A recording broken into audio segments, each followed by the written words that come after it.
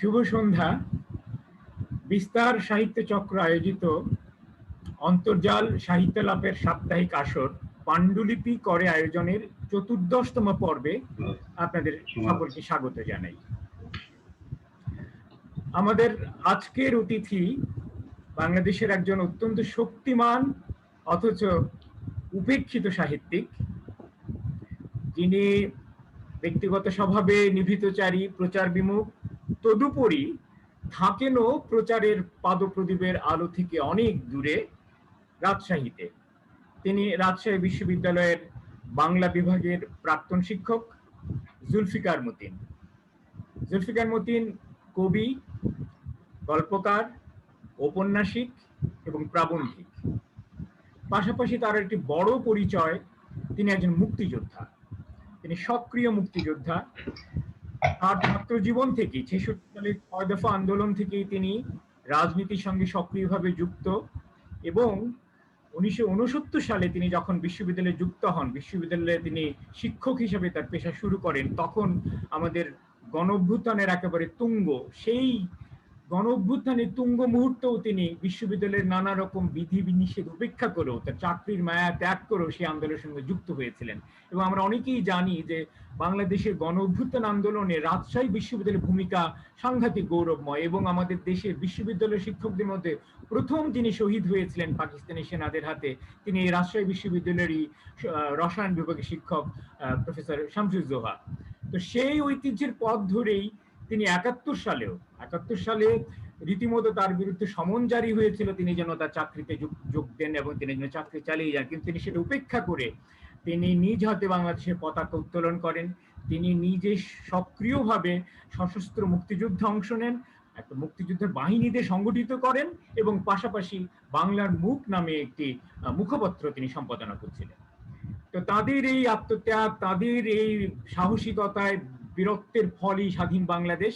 এবং ১৯৭২ সালে স্বাধীন বাংলাদেশের যাত্রার সঙ্গে সঙ্গেই জুলফিকার মতিনের সাহিত্য যাত্রাও শুরু হয়।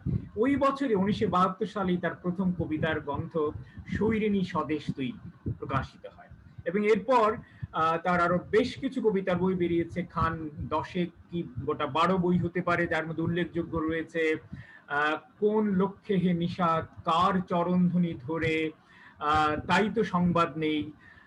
তার গল্পগ্রন্থ রয়েছে প্রায় ৭টির মতো, যেমন মুসল পর্ব, তারপরে রয়েছে টেলেমেকাস, অন্যরকম, আকাশ বাসর ইত্যাদি। তার উপন্যাসের সংখ্যাও ৭ এবং তার মধ্যে উল্লেখযোগ্য হচ্ছে সাদা পাখির কুয়াশারা, বাড়ির নাম পান্থশালা, মানব মানবী, রৌদ্রছায়ার ভালোবাসা, বিনিদ্র রাতের ছায়ারা, একটি ভাঙা টেলিভিশনের গল্প, কিংবা ইয়াহিয়ার ভূত ইত্যাদি। এবং তার এই সবগুলো উপন্যাস নিয়ে একটি উপন্যাস সমগ্র প্রকাশিত হয়েছে। আমি আগেই বলেছি তিনি সাহিত্য সমালোচনা এবং প্রবন্ধ রচনা তো সিদ্ধহস্ত। তার মধ্যে গোটা ৪ গ্রন্থ অত্যন্ত উল্লেখযোগ্য: কবিতার দেশ, লক্ষ্য জেতা স্থির, সাহিত্য সমাজ, আধুনিকতা অর্জনের ধারা, বাংলাদেশের সাহিত্য, অবিনাশী সময়, বিনাশী সময়, অবিনাশী কাল ইত্যাদি। কিন্তু দুঃখের বিষয়, এত গুণ, এত প্রতিভা, এত অবদান থাকা সত্ত্বেও জুলফিকার মতিনকে অদ্যাবধি আমাদের বাংলা একাডেমি পুরস্কার দিতে তারা কর্তৃপক্ষ ভুলে গেছে, তারা বিস্মৃত হয়েছে আর কি। আমি মনে করি এটি একটি অনবধানজনিত ভুল এবং তারা অচিরেই তাদের এই ভুল সংশোধন করে নেবেন এবং এই গুণী কৃতি মানুষটিকে তার প্রাপ্য স্বীকৃতি এবং সম্মান তারা দেখাবেন।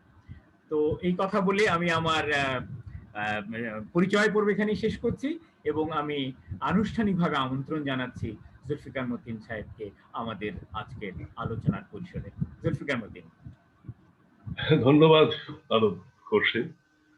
বিস্তার সাহিত্য চক্র আয়োজিত আজকের এই কি বলবো প্রযুক্তিগত অনলাইন কিংবা ফেসবুক যাই বলি না কেন, এখানে কথা বলার সুযোগ করে দেওয়ার জন্য আমার নিজের খুব ভালো লাগছে। তবে যেভাবে আমাকে পরিচয় করিয়ে দেওয়া হলো, সেখানে বোধহয় দু একটি কথা আমি বলতে পারি। সেটি হলো, আলম খোরশেদ প্রথমেই আমাকে বলেছেন আমি উপেক্ষিত। আমি কিন্তু এটা মনে করি না। তার কারণ আমরা যে সমাজ ব্যবস্থার মধ্যে থাকি, যে ধরনের মিডিয়া আগ্রাসন এখন আমাদেরকে গ্রাস করছে, যে ধরনের একটা অবস্থার মধ্য দিয়ে আমরা যাচ্ছি, সেখানে কে উপেক্ষিত আর কে সম্বর্ধিত এই কথা বলা কিন্তু খুব মুশকিল। আমি আমার ছাত্র জীবনেও যেটা আমি শিখেছিলাম, শিক্ষক হওয়ার পরেও আমি যে কথাটা ক্লাসেও আমার ছেলেদের বলেছি, সে যে সংস্কৃত কবি একজন বলেছিলেন যে প্রয়োজন পড়লে আমি অনন্তকাল একজন পাঠকের জন্য অপেক্ষা করব। আসলে একজন লেখক সৃজনশীল মানুষ, তিনি তার যে জায়গা আমার মনে হয় সেটা হলো ধৈর্যের জায়গা, সেটা সহনশীলতার জায়গা।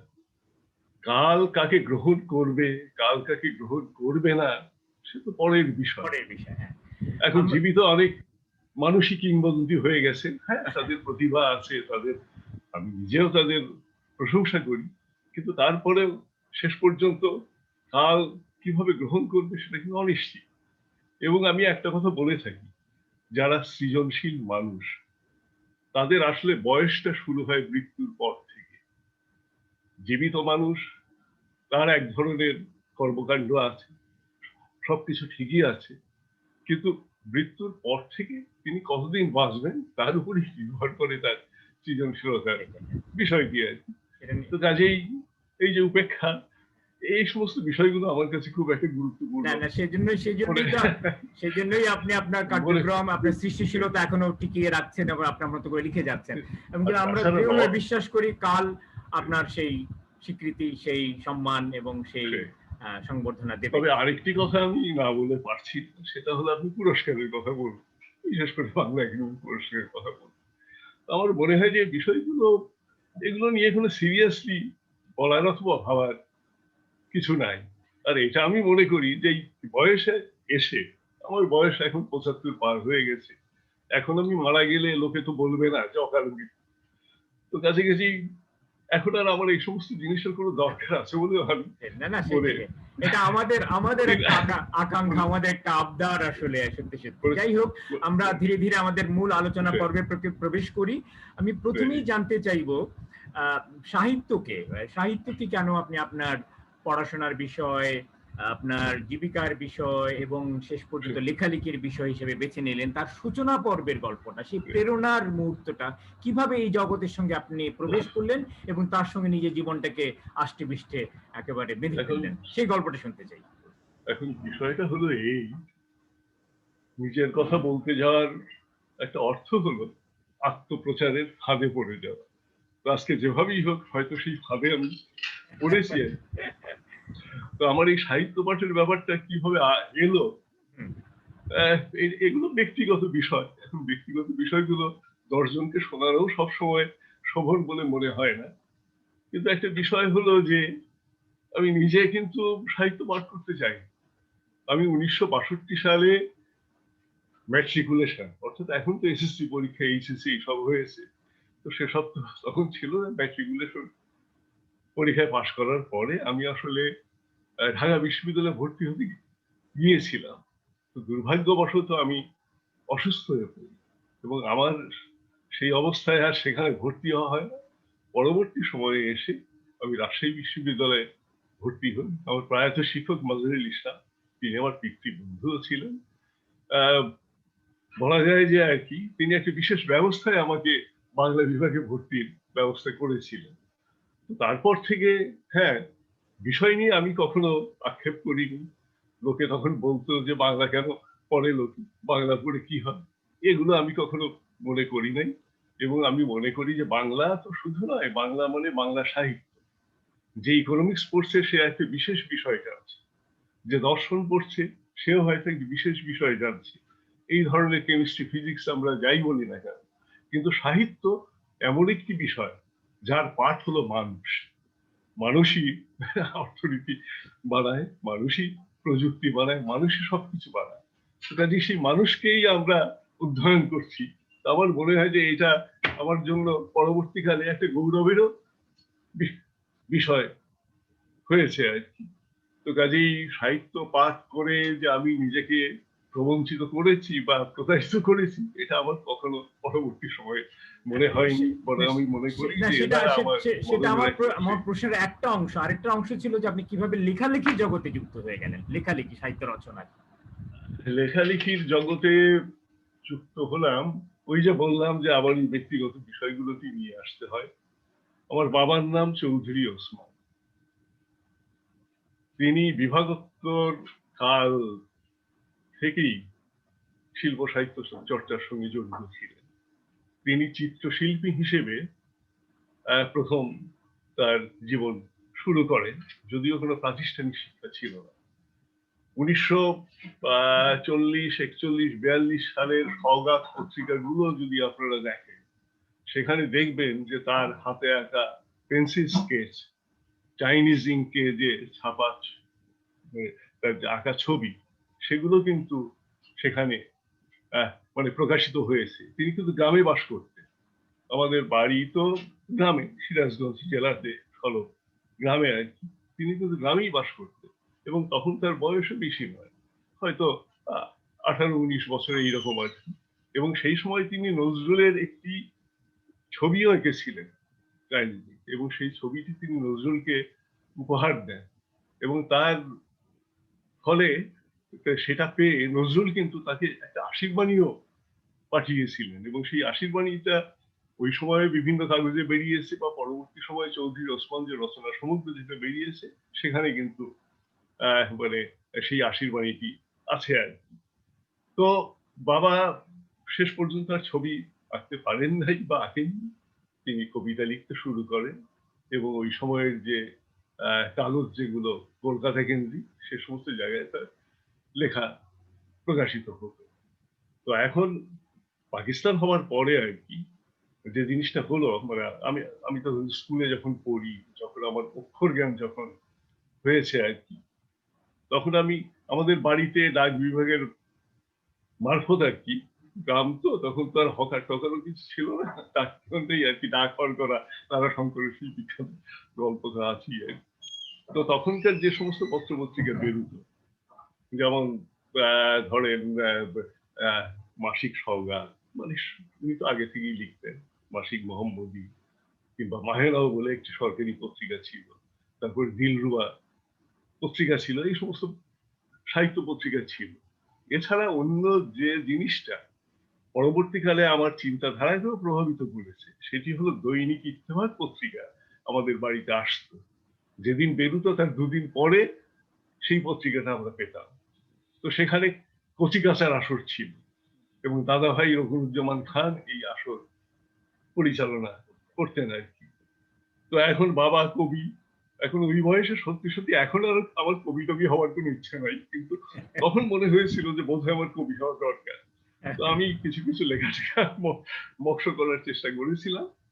তো তখন আর কি একটি কবিতা আর কি বাবাই মেরামত করে দিয়েছিলেন, এটা না বললে সত্যকে হয়তো অস্বীকার করা হবে। তো দাদা ভাইয়ের কাছে সেই লেখাটি পাঠিয়ে দেওয়ার পরে 1955 সালের শেষের দিকে আর কি, এক্সাক্ট মানে কবিতাটা আমার কাছে আছে, আমি আজকের জন্য একটু নিয়ে এসেছি আর কি। তো এর ঠিক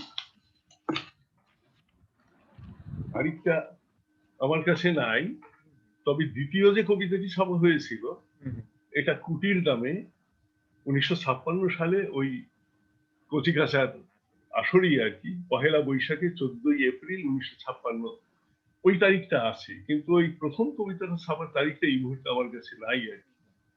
তো এখন কিছু কিছু কবিতা পড়ার কথা আপনারা বলেছেন, না এগুলো আমরা পরে শুনবো, এগুলো আমরা পরে শুনবো। অর্থাৎ আমরা বুঝতে পারলাম যে একটা পারিবারিক ঐতিহ্যই ছিল আপনাদের মধ্যে, এবং এটা আরো বেশি করে আমার মনে হচ্ছে, কারণ আপনারা অনেকেই হয়তো বা জানেন না এখানে যারা আছেন, যে ওই পরিবার থেকে কিন্তু বাংলাদেশে আরো একজন অত্যন্ত শক্তিমান লেখকের জন্ম হয়েছে। তিনি আমার অনুজপ্রতিম বন্ধুস্থানীয় এবং অনেকেরই প্রিয় লেখক, তিনি খুবই শক্তিশালী লেখক ইমতিয়ার শামীম। ইমতিয়ামের শামীমেরই অগ্রজ কিন্তু আমাদের আজকের অতিথি জুলফিকার মতিন। ফলে আপনারা বুঝতেই পারছেন যে আমার আরেক ভাইও কিন্তু লেখালেখি করেন, তার অনেক ভ্রমণ কাহিনী আছে, ইফতিয়ার চৌধুরী, ইখতিয়ার হয়তো চৌধুরী, এই হ্যাঁ, নামে অনেকে তিনি তো একজন কূটনীতিবিদ, হ্যাঁ কূটনীতিক ছিলেন এবং আর কি, তিনি সেই ছিলেন, তারও এবং কিন্তু অনেক প্রচুর তার গল্প গ্রন্থও আছে। রয়েছে। হ্যাঁ, সেইটাই। ঠিক। ফলে গোটা পরিবারটাই আসলে সাহিত্যের মধ্যেই নিমজ্জিত একটা পরিবার। যাই হোক, আমি তার পরিচিতি পর্বে তার কিছু বইয়ের ঠিক, নাম বলেছিলাম। সব ঠিক, মিলিয়ে অন্ততপক্ষে গোটা ৩০ বইয়ের জনক তিনি, কবিতা, গল্প, সেই, উপন্যাস এবং প্রবন্ধ মিলিয়ে।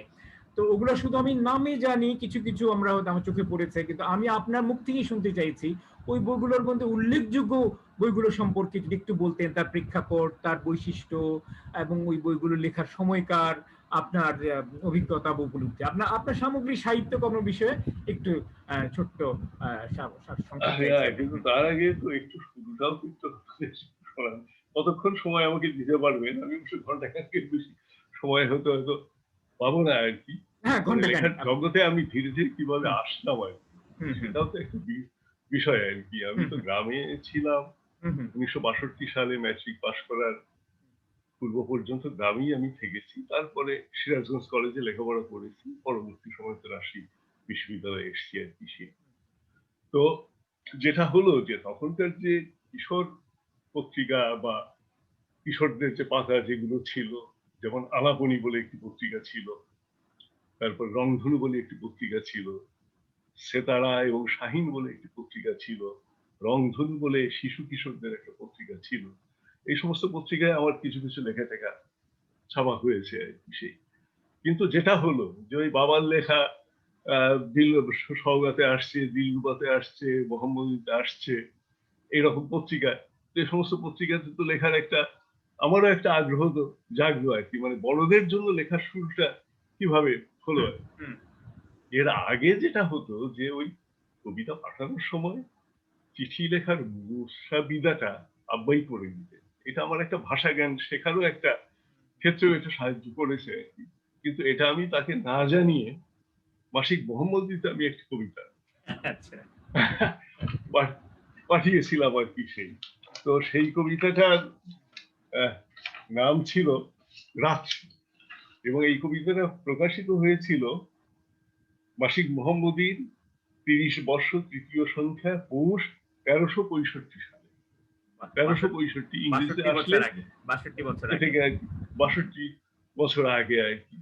তো বিষয়টাকে মনোটোনাস না করার জন্য হুম, এই কবিতাটা আমি একটু, আমার কবিতা একটু পড়তে আপনারা বলেছিল শেষের দিকে আর কি। আচ্ছা, ঠিক তো আছে, কথা কোনো বলার অসুবিধা। সঙ্গে সঙ্গে আমার হ্যাঁ, মনে হয় পড়ুন। যে দু একটি কবিতাও যদি কোনো আপনারা আমার অসুবিধা নেই। শোনেন আর কি, কোনো যদি আপনারা অসুবিধা। বিরক্ত না হন না, বা না, যারা একেবারেই শুনছেন নাই। না, একেবারেই নাই। এটা তাহলে আমাদের আর কি। সেই সৌভাগ্য। প্লিজ।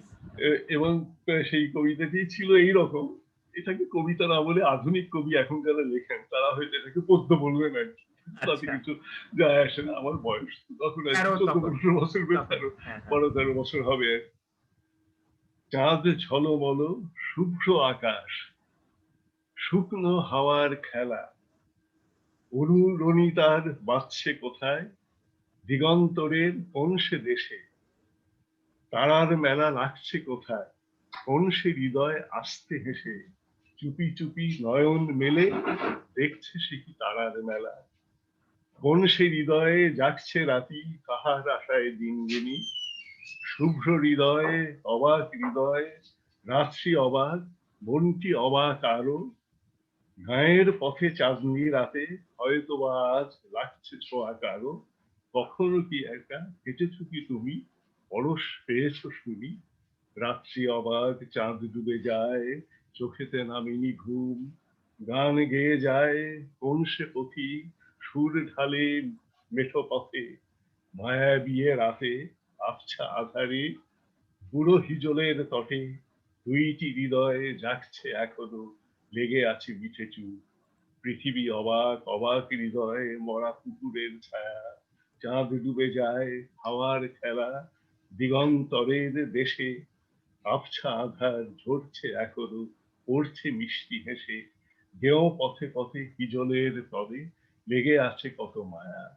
তো কাজে এই কবিতাটি দিয়েই বলা যায় যে আমার বড়দের, আপনারা যদি বুঝতে সাহিত্য বলেন আর কি, সেই জগতে আমার প্রবেশ আর কি এই 12, কবিতা 13 বছর দিয়ে। বয়সে এই ধরনের শব্দ চয়ন হ্যাঁ, ব্যাপারটাই তো তখন তখন একেবারে।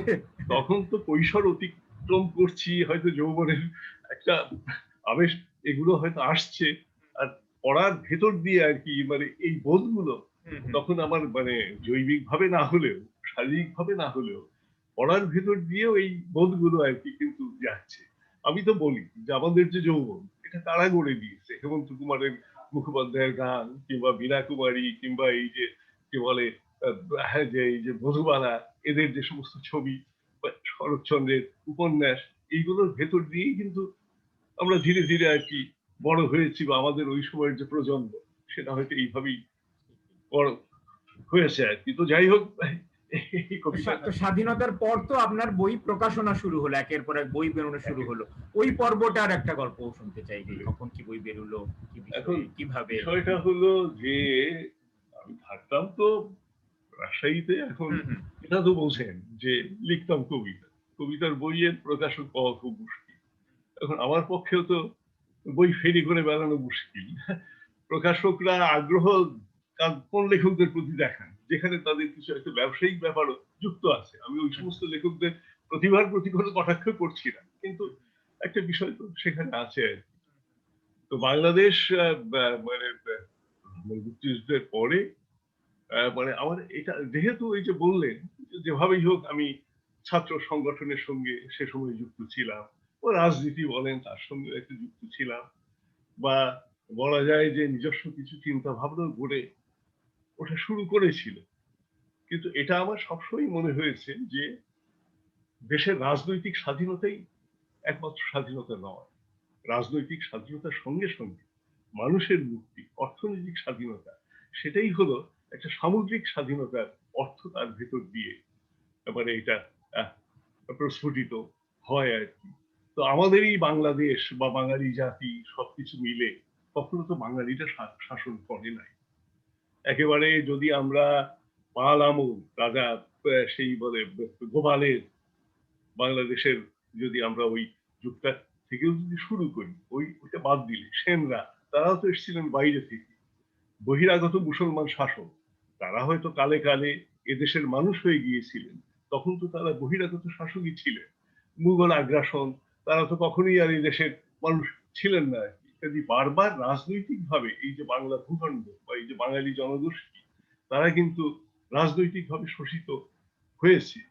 তো এখন এই যে স্বাধীনতা যেটা আমরা পেলাম আর কি, এখন এই স্বাধীনতাকে যদি অর্থনৈতিক মুক্তির ভেতর দিয়ে, শ্রেণী সংগ্রামের ভেতর দিয়ে এটাকে যদি একটা মুক্তির দিগন্তে না নিয়ে যাওয়া যায়, তাহলে তো এই স্বাধীনতা হয়তো অর্থহীন হয়ে যেতে পারে।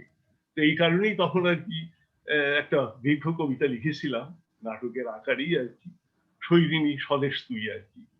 এবং সর্বশেষ লাইনটা বোধহয় এইরকম ছিল যে সৈরিনী স্বদেশ তুই বল ফের কা। তার কারণ যেভাবে মানে বলা যায় যে গণতান্ত্রিক অর্থনীতির বিষয়গুলো আসছে, যেভাবে ব্যক্তিগত সম্পত্তির বিষয়গুলো আসছে আমাদের এই নবগঠিত রাষ্ট্রে, কাজে যদিও এটা ঠিক যে হ্যাঁ মুক্তিযুদ্ধের আগে বা 1970-এর নির্বাচনের আগে আওয়ামী লীগ যে ম্যানিফেস্টো দিয়েছিল 6 দফার ভেতর দিয়ে আমরা যে জিনিসগুলো পেয়েছিলাম, সেখানে কিন্তু এই যে বৃহৎ শিল্প যেগুলো আর কি এগুলো জাতীয়করণ করার কথা ছিল, বা এগুলোর ভেতর দিয়ে অর্থাৎ যেটাকে আমরা বলে থাকি সমাজতন্ত্র, এই সমাজতন্ত্র কিন্তু আওয়ামী লীগের ম্যানিফেস্টো ছিল কিন্তু তখন আর কি সেই। কিন্তু এটা শেষ পর্যন্ত থাকবে কি থাকবে না, এটা এক ধরনের বলা যায় যে বলতে পারেন যে হ্যাঁ কবির একটা কল্পনা হিসেবে জিনিস নিতে পারেন আর কি। তো তখন আর কি ওই বইটা লিখেছিলাম সৈরিনী স্বদেশ তুই বলে আর কি। তারপরে যেটা হয় যে আপনারা তো জানেন যে ৩ বছর আমাদের বঙ্গবন্ধু ছিলেন ক্ষমতায়, তারপরে তো তাকে হত্যা করা হয় সপরিবারে। এখন তাকে ভালো মন্দ বা যেভাবেই আমরা দেখি না, কিন্তু এটা তো ঠিক যে তিনি আমাদের রাজনৈতিক স্বাধীনতার তিনি কিন্তু স্থপতি ছিলেন। তার এই ঐতিহাসিক যে স্থান এটাকে তো অস্বীকার করার কোনো উপায় নাই আর কি। কিন্তু তারপরে যেভাবে শুরু হলো, সামরিক শাসন আসলো, এবং সামরিক শাসনের প্যাটার্ন পাকিস্তান আমলে আইয়ুব খানের সময় যেভাবে দেখেছিলাম ওই একই রকম। ক্ষমতায় এসে আমার ক্ষমতার লোভ নাই, কিন্তু পরে দেখা গেল যে উর্দি ছেড়ে জনগণের সেবা করতে লেগে গেল। পরবর্তী সময়ে আবারও সামরিক শাসন আসলো, সেখানে ওই একই ব্যাপার থাকলো আর কি।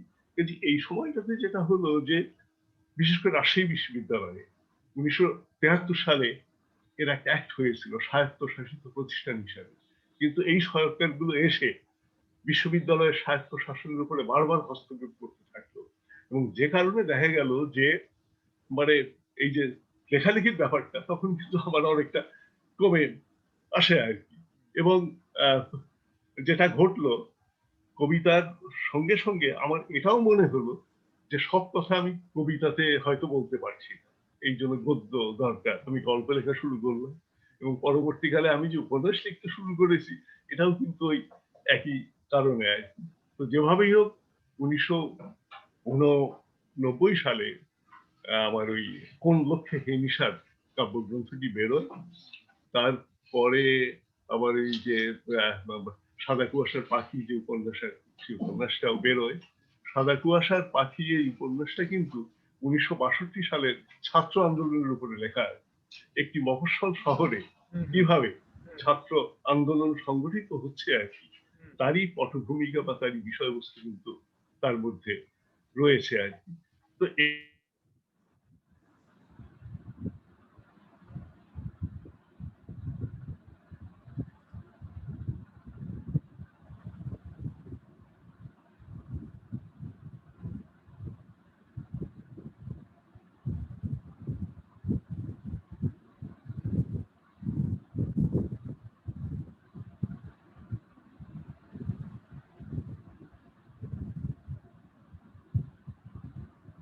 জিনিসগুলো সেখানে আছে আছে আর কি সেই। তো এছাড়া যেমন পরবর্তী সময়ে শহীদ ইকবাল আর কি, তো সে তো যাই হোক বিভিন্ন রকম সাহিত্য সংগঠক হিসেবে চিহ্ন বলে একটা পত্রিকাও পরিচালনা করছে, যে সে কিছু বই আমার বের করেছে, জলের সংসার বলে একটি বই বের করেছে, মর বলে লেখা ছিল বলে একটি বই বের করেছে। তবে আর যে দু একটা কাজ আছে সেটা হলো 21শে ফেব্রুয়ারিকে নিয়ে আমি যে সমস্ত কবিতাগুলো লিখেছিলাম সেই সমস্ত কবিতাগুলো নিয়ে আমার একটি কাব্যগ্রন্থ আছে, এই সংবাদ এই 21শে। এরপরে নববর্ষ পহেলা বৈশাখ নিয়ে আমি বেশ কিছু কবিতা আছে, সেইগুলো কবিতা নিয়ে কিন্তু আমার একটি বই আছে, বৈশাখে ঝড় জল রোদের কবিতায়। তো এখন প্রধানত বলা যায় যে উপন্যাসগুলো যেগুলো আর কি, উপন্যাসগুলোর মধ্যে আমি নানা রকম বিষয়গুলো নিয়ে আসছি। এখন কথা হলো যে পাঠকেরা এগুলো পড়েছে আমি জানি না আর কি। তো এই সমস্ত জায়গাগুলোতে আমি যেটাকে আমি নারীবাদ বলা যায় কিংবা সেই সঙ্গে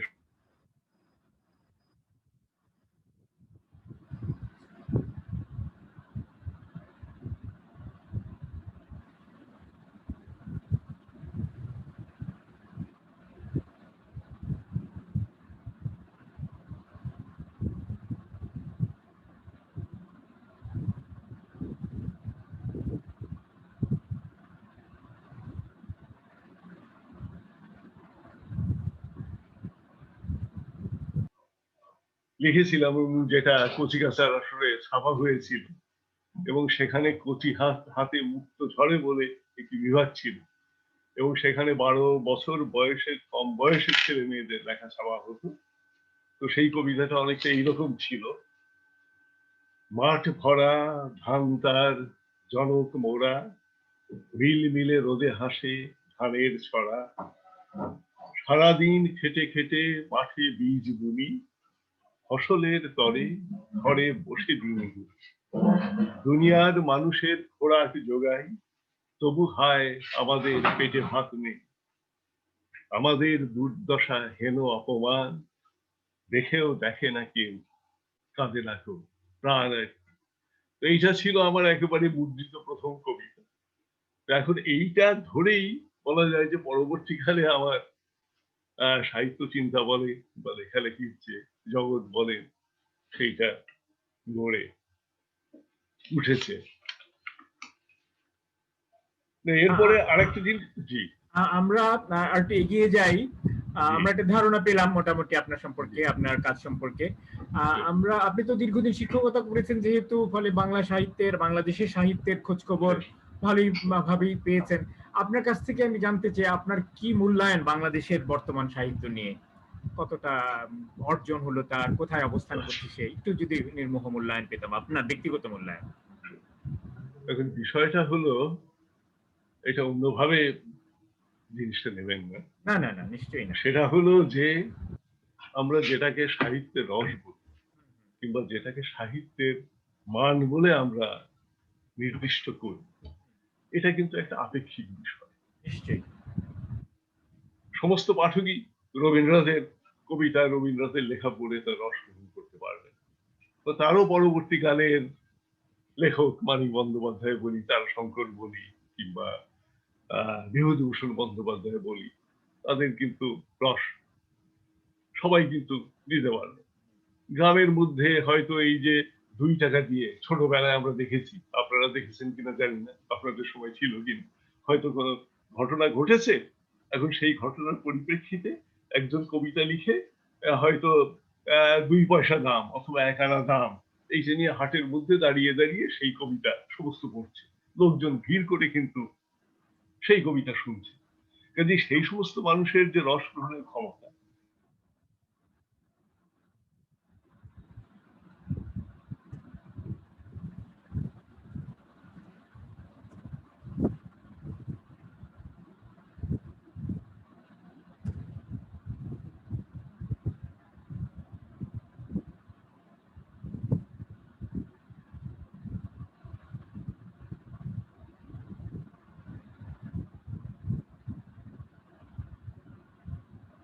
বিভূতি, তারাশঙ্কর, সতীনাথ ভাদুরী কিংবা গোপাল হালদার, তারা যেভাবেই হোক এই শিক্ষিত মানুষের বাংলা সাহিত্যকে একটা স্তরে কিন্তু তারা বেঁধে দিয়েছে। কাজে আমাদের যদি বর্তমানের এই যে সাহিত্যের যে জগৎ আর কি, সেটার যদি বিচার করতে হয়, তাহলে কিন্তু তার পরিপ্রেক্ষিতে কিন্তু আমাদের করতে হবে। কিন্তু বিষয়টা হলো এই যে আমরা, এটা তো ঠিক যে সাহিত্য হলো একটা জাতীয় সম্পদ এবং বলা যায় যে জাতির মনীষার প্রকাশ সাহিত্যের ভেতর দিয়ে ঘটে। কিন্তু যে জিনিসটা হচ্ছে সেটা হলো যে আমাদের যারা স্মরণীয় লেখক বলে আমরা যাদেরকে মনে করছি, তাদের যে পরিচর্যা, তাদের অনুশীলন, সেটা কিন্তু আমাদের মানে হচ্ছে না। আমাদের সংস্কৃতিতে কিন্তু সেটা কিন্তু প্রাধান্য পাচ্ছে না। এখন বাংলাদেশেও ঔপন্যাসিক আছেন, তাদের প্রতিভা আছে, তাদের সম্পর্কে আমার প্রশংসাই যথেষ্ট আছে। কিন্তু আপনি চিন্তা করে দেখুন যে বাংলা সাহিত্যে প্রেমাঙ্কুর, আসক্তির মতো লেখক কিংবা অন্নদাশঙ্কর রায়ের মতো লেখক, এদের কথা কি আমরা কখনো মনে করি? কিংবা অন্য দিক থেকেও যদি আমরা দেখি, যেমন ধরুন নজিবুর রহমান, তিনি একটি উপন্যাস লিখেছিলেন আনোয়ারা, একসময় বাংলাদেশের ঘরে ঘরে পঠিত হতো। মীর মশাররফ হোসেনের বিষাদ সিন্ধু, সেটা তো আরো অনেক বেশি পঠিত হতো আর কি সেই। তো এখন এই সমস্ত লেখকেরই তো আমাদের জাতীয় যে মানুষ আর কি, এই মানুষটা গঠন করে দিয়েছেন আর কি। তারপরে যেমন ধরেন সাম্প্রতিক কালেও আমাদের কিছু লেখক আছে, তাদের কথা কিন্তু আমরা একদম ভাবছি না। সেদিন আমার একটু খুব আশ্চর্যই লাগলো, মকবুলা মঞ্জুর বলে একজন লেখিকা ছিলেন, নিশ্চয়ই তার নাম শুনেছেন অথবা উনি লেখা কিছুদিন পড়েছেন। আগে প্রয়াত হয়েছেন, কিছুদিন আগে তিনি আর কি। প্রয়াত হয়েছেন, কিন্তু তার প্রয়াত সংবাদটি আমি যে কাগজে দেখেছিলাম শুধু একটা শোক সংবাদ, মৃত্যু সংবাদ হিসেবে আর কি এই খবরটি এসছিল আর কি। অথচ তার অন্য লেখার কথা বাদই দিলাম। আমি জানি না আপনারা তার কালের মন্দিরে উপন্যাসটি পড়েছেন কিনা। এটা তো একটা মহাকাব্যিক উপন্যাস, অথচ এই উপন্যাস নিয়ে কিন্তু কেউ কোথাও আলোচনা করে। অর্থাৎ মিডিয়া যে জিনিস এক সময়ে ঈদ সংখ্যা সাহিত্য বলে আমার একটি লেখা বেরিয়েছিল 1980-82 সালের দিকে আর কি। আমার এই যে বিনাশী সময় অবিনাশী কাল বলে যে বইটির নাম বললেন, ওখানে আছে আর কি সেই। তো এখন সেই ঈদ সংখ্যা সাহিত্যের মধ্যে দেখা যাচ্ছে যে যারা আর কি মানে কে কবি, গল্পকার হচ্ছেন, কে উপন্যাসিক হচ্ছেন, এই সমস্ত এক ধরনের একটা বিজ্ঞাপন নির্ভর জিনিস দাঁড়িয়েছে। তারপরে আরেকটা ব্যাপার হলো যে সাহিত্য তো অনেকটা সিন্ডিকেটের মধ্যে আবদ্ধ হয়ে গেছে এবং দেশ পত্রিকা আমি মনে করি যেটা প্রথম শুরু করেছে আর কি। তারা চাইলে একজনকে লেখক বানাইতেও পারে, আবার একজনকে পথেও বসিয়ে দিতে পারে আর কি। তবে একটা কথা ঠিক যে আমাদের মিডিয়ার জগৎ, সেটা যেভাবেই দেখেন না কেন, একটা পর্যায়ে এটা কিন্তু বলা যায় যে এটা পুঁজির অধীনে চলে আসছে। এটা একটা শিল্প হয়ে গেছে। কাজেই সেখানে দেখা যাচ্ছে যে পুঁজিতান্ত্রিক যে বিষয়, কমার্শিয়াল যে বিষয়, সেই বিষয়গুলো কিন্তু আসছে আর কি। কিন্তু অন্যদিকে এটাও ঠিক, এবং এটাও একটা প্রশংসাযোগ্য বিষয় যে আমরা যখন লেখা শুরু করেছিলাম 60-এর দশকে, এমনকি 70-এর দশকে, যেটাকে আমরা ছোট কাগজ বলি, যেটাকে আমরা লিটল ম্যাগাজিন বলি, এই জিনিসগুলো কিন্তু ছিল না আর কি।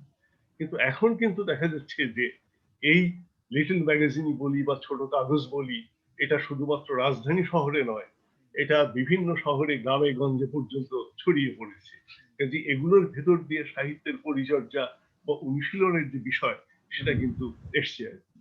তো কাজেই যে জিনিসটা, সেটা হলো যে, এবং সংখ্যা এতই বেড়ে গেছে, কে কোথায় কিভাবে কি লিখছে, এটা আপনিও বোধহয় সবসময় দেখবেন। এটা আপনি যদিও বলা যায় যে এর সঙ্গে বিশেষভাবে যুক্ত আছেন, আর আমি তো বয়োবৃদ্ধ হয়ে গেছি, আমারও পক্ষে সবসময় স্পষ্ট খবরাদি রাখা খুব মুশকিল আর কি। আহ, তবে আহ, একটা জিনিস আমার যেটা মনে হয়েছে, সেটা হলো এই যে আমি অন্তত পক্ষে যে কাগজগুলো পড়ি বা ইত্যাদিতে, আমি লেখক বা কবিদের প্রতিভা নিয়ে কোনো রকম প্রশ্ন করছি না। কিন্তু একটা ভোগবাদী সমাজের ব্যাপার কিন্তু তাদের লেখার ভেতর দিয়ে আসছে আর কি। আগে আমরা, হ্যাঁ, যে আহ, সুকান্তের কবিতা বলতে পারেন যে এটা একটা লিফলেট আর কি সেই, কিন্তু কমিটমেন্টের যে জায়গাটা, এই জায়গাটা আমার মনে হয় যে ধীরে ধীরে কমে আসছে আর কি। হুম, হুম, এটা হয়তো, এটা ঠিক যে হ্যাঁ, একসময় সমাজতন্ত্র ছিল, বা কিন্তু ধনতন্ত্র দেখা যাচ্ছে যে এখন মানে তার নাট বল্টু গুলো ঠিক করে নিয়ে এখন আবার কিন্তু সারা পৃথিবী একটা বিশ্ব পুঁজির অধীনে নিয়ে আসছে আর কি। এটা যে সেখানে দেখা যাচ্ছে যে সবই ওই শিল্প হয়ে যাচ্ছে, ক্যাপিটাল হ্যাঁ, একটা বুঝতে পারছি আপনি শিল্প অর্থ অর্থাৎ আসছে আর কি সেই, ইন্ডাস্ট্রি অর্থে মিন করছেন শিল্প আর হ্যাঁ, কি। ইন্ডাস্ট্রি হ্যাঁ, ইন্ডাস্ট্রি এবং হয়ে যাচ্ছে আমি আর কি আমি সেই জিনিসটা আর সেই কি সেই। প্রসঙ্গে যেতে চাইছিলাম যে হুম, সাহিত্যের একটা দুটো পর্ব, একটা পর্ব লেখালেখি সাহিত্য রচনা করা, আর একটা পর্ব হচ্ছে সাহিত্য প্রকাশ, সাহিত্যের বাজার, সাহিত্যের সেটাই বিপণন, সেটাই সাহিত্যের পাঠক সৃষ্টি, সেটাই সাহিত্য সমালোচনা, সব মিলিয়ে যে সাহিত্যের আপনি যে ইন্ডাস্ট্রি বলে সেই পরিমণ্ডলটা আমাদের কতখানি ম্যাচিওর বা কতখানি পেশাদারি হয়ে উঠেছে বলে আপনি মনে করছেন? কারণ সেটা খুব গুরুত্বপূর্ণ সাহিত্যকে লালন এখন পালন করতে এইটা গেলে।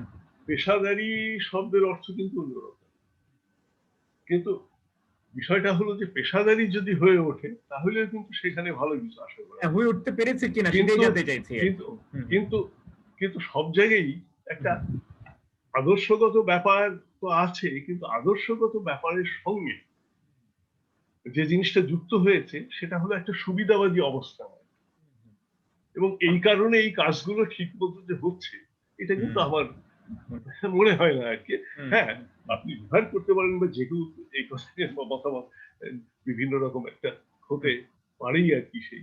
কিন্তু হুম, এখন আমি তো এরকম শুনি যে কবিতা, হ্যাঁ, হোমিওপ্যাথিক ডোজেও কবিতা লেখা হতে পারে, তার ভিতর যে আনুভূতিক যে একটা শুদ্ধতা সেটা প্রকাশিত হতে পারে আর কি। কিন্তু আজকাল নাকি অনেক সম্পাদক চান যে 12, 14, 20 লাইন, মানে 20 লাইন অনেক বড় হয়ে যাচ্ছে ছোট কবিতা লিখতে, যাতে একসঙ্গে 10 জনের কবিতা সেবে দিতে পারে। হুম, হুম, হুম, তো এইভাবে দেখা যাচ্ছে যে সৃজনশীলতার যে জায়গা, এই জায়গাগুলোকেও মনিটরিং করার একটা ব্যবস্থা হচ্ছে আর কি। তো এইটা কি আমাদের শিল্পের জন্য খুব ভালো, বা শিল্পের যে মানের কথা বলছেন, সৃজনশীলতা বলছেন, তার জন্য এই জিনিসগুলোকে আমরা ভালো মনে করতে পারি আর কি। না, মোটেও না। আমরা এর পরবর্তী প্রশ্নে যেতে চাই যে আপনি নিজেও একজন মননশীল লেখক, বেশ কিছু বই, প্রবন্ধের গ্রন্থ আপনার আছে, বিশ্ববিদ্যালয়ে শিক্ষকতাও করেছেন এই বিষয় নিয়ে, সাহিত্য সমালোচনা নিয়ে। আপনার কি মনে হয় যে আমরা প্রবন্ধ সাহিত্যে বা মননশীল সাহিত্যে আমরা আহ, খানিকটা পিছিয়ে পড়েছি? ঠিক সেই ধরনের গবেষণামূলক, ব্যাখ্যামূলক, বিশ্লেষণমূলক লেখা কি খুব একটা পাচ্ছি আমরা? না, মননশীলতার ব্যাপারটা কিন্তু বলা যায় যে একটা জাতীয় আত্মপ্রতিষ্ঠার সঙ্গে কিন্তু এই মননশীলতার ব্যাপারটা যুক্ত আর কি। হ্যাঁ, মানে স্কুল পাঠ্য বিষয় এগুলো, তারপরেও আর কি, যেহেতু মাস্টার মানুষ, একসময় ইউরোপে আমরা রেনেসাঁর কাল যেটা বলছি, তো সেখানে দেখা যাচ্ছে যে প্রাণ প্রতিষ্ঠার যে বিষয়, সেই জিনিসগুলো এসছে। কলম্বাস, যেভাবেই আমরা ব্যাখ্যা করি না কেন, পাল তোলা জাহাজ নিয়ে তিনি ভারতে আসতে চেয়েছিলেন, এটা একটা দুঃসাহসিকতা ছাড়া তো কিছু নয় আর কি। কিংবা দেখা যাচ্ছে যে সমুদ্র পথে বিভিন্ন জায়গায় ইউরোপীয় জাতির বিভিন্ন মানুষেরা তারা যাচ্ছে। এটা হয়তো ঠিক যে তাদের সেখানে ক্যাপিটালিস্টিক ইকোনমি ডেভেলপ করছে, বহির্বাণিজ্যের একটা ব্যাপার আছে, কিন্তু তারপরেও এই ঝুঁকিগুলো তো তাদেরকে নিতে হয়েছে। কিন্তু আমাদের জন্য এখন কি আছে? আমাদের একটা রাজনৈতিক স্বাধীনতা দরকার ছিল, আমরা পেয়েছি। কিন্তু আমাদের সামাজিক মুক্তি, অর্থনৈতিক মুক্তি, তার কোনো লক্ষ্য কি আমরা নির্দিষ্ট করে নিতে পেরেছি? বা আমাদের রাজনৈতিক যে কর্মকাণ্ড, সেই সমস্ত কর্মকাণ্ডের ভেতর দিয়ে সেই লক্ষ্যের কথাটা কি বলা হচ্ছে?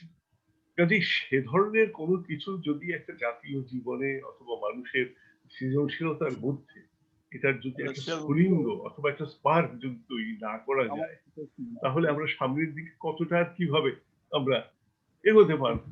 আমরা তো একটা বললাম যে আমাদের সমাজটা যাতে ভোগবাদী সমাজ হয়, আমরা যথা নিয়মে চেষ্টা করছি, যথাসাধ্য চেষ্টা করছি সেইভাবে একটা ভোগবাদী সমাজ তৈরি করতে। ভোগবাদী সমাজের উনিশশো শেষ পর্যন্ত কি? নিজের আরামায়েশ, নিজের সুখ সুবিধা, এর বেশি তো আর কিছু নয় আর কি। আমি জানি না ঠিক আপনার প্রশ্ন না, না, যেভাবে আপনি না, না, করেছিলেন বা জানতে চেয়েছিলেন, না, আমি না, যথাযথভাবে ঠিকই সেটাকে আছে, ব্যাখ্যা করতে ঠিকই আছে, কিন্তু পারলাম কিনা এইটার ঠিক। প্রসারণ হিসেবে আরেকটা প্রশ্ন করবো যে না, না, বিশ্ববিদ্যালয় এখন আরেকটা জিনিস আমি একটু বলি। হুম, সেটা হলো জাতীয় মানব সম্পদ হুম, করার জন্য যে গবেষণা বা যে যে যে মেধা চর্চা দরকার হুম, আমাদের হুম, বিশ্ববিদ্যালয়গুলোকে, সেই জিনিসগুলো হচ্ছে।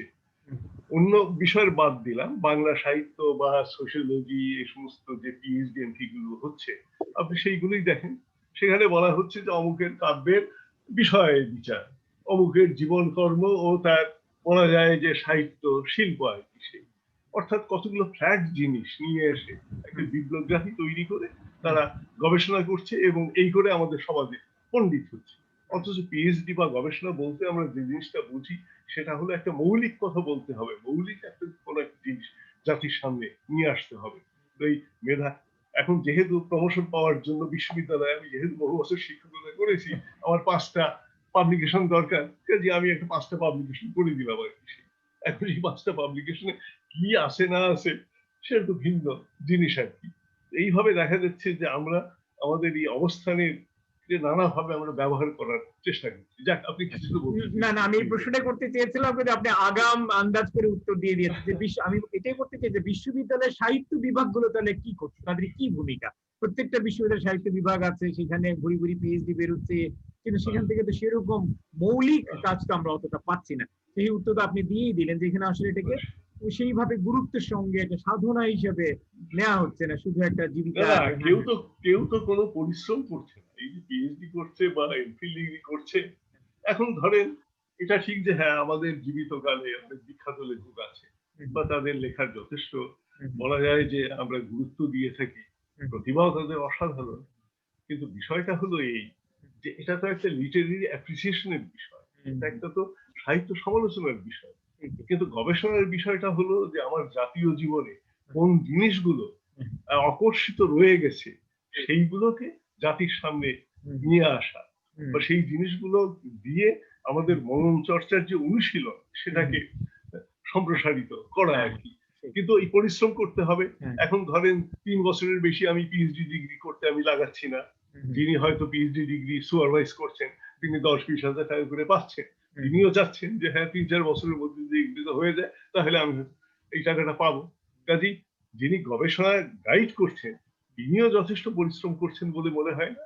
আর যে পিএইচডি করছে সে তো চাচ্ছে কোনোভাবে একটা ডিগ্রি হলেই আমার প্রমোশন হয়ে যাবে। না, আপনি খুব একটা অপ্রিয় সত্যি যদি অবস্থা হয় তাহলে হবে খুব একটা অপ্রিয় সত্যি উচ্চারণ করলে আমি বলতে চাচ্ছিলাম যে আপনারই একজন প্রাক্তন সহকর্মী রাজশাহী বিশ্ববিদ্যালয়ের শিক্ষক গোলাম মুর্শিদ, মানে তার মতো একজন গবেষক বাংলাদেশে তো তার মধ্যে গবেষকের জন্ম হয়েছে এবং সে রাজশাহী বিশ্ববিদ্যালয় থেকেই হয়েছে। অর্থাৎ এটা চাইলে সম্ভব এবং তার এখন 80 বছর বয়স এবং তিনি সম্ভবত আমাদের সামনে কোন একটি অনুষ্ঠানে আসবেন ওইখানে। তো ফলে হ্যাঁ, সেটাই আমার চাইলে যথেষ্ট সদিচ্ছার অভাব রয়েছে এবং তার জন্য পরিশ্রম করার যে মানসিকতা সেটার প্রতি অভাব রয়েছে। চাইলে অবশ্যই সম্ভব আর কি, সেই কিন্তু চাচ্ছি সেইটাই। আপনি চাচ্ছেন কিনা বা আচ্ছা, জাতীয় জীবনে আচ্ছা, সেই হ্যাঁ, আগ্রহটা জাগিয়ে তুলতে পারছেন পারছি কিনা, কিন্তু হ্যাঁ। একটা বড় সেটা বড় আমরা বিষয়। আমরা অনেক দূর এগিয়ে এসেছি আমাদের অনুষ্ঠানের, আমরা প্রায় শেষ দিকে। এখন আমি যেটা আমারও জানতে, আমারও শোনেন হ্যাঁ, যেটা ভাই, আমি আমারও জানতে চাই না, যেটা আমি জানতে চাইবো একটু বিশদভাবে জানতে চাইবো আপনার সেই মুক্তিযুদ্ধের পর্বটা, এটা আমাদের কাছে ভীষণ আগ্রহের বিষয়।